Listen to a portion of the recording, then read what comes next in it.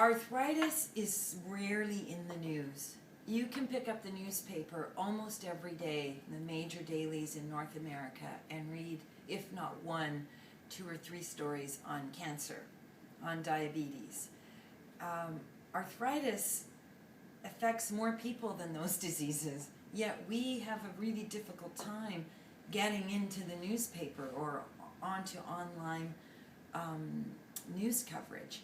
And that's a shame, because without that news being delivered to the public, we can't dispel the many myths that shroud arthritis, like it's an older person's disease. Well, babies get it. Why aren't we talking about that? Kids get it.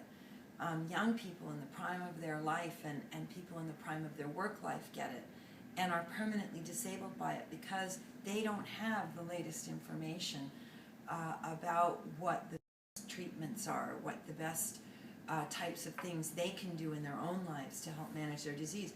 We have the news funnel is choked off for arthritis, and we need to get in there and push that funnel open wide with our elbows as a community to better inform not just people living with it, but their families and friends, but as importantly, and maybe even most importantly, our governments, federal and provincial. They're making health policy for us. And if they're not, as a member of the public, picking up the paper with their morning coffee and reading what's happening in the country, if they don't have their finger on the arthritis pulse, how are they going to build health policy that best meets our needs and deals with the huge crush of financial burden this disease poses on our healthcare system?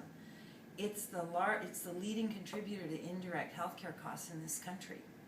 People who have rheumatoid arthritis, within 10 years, they're permanently work disabled.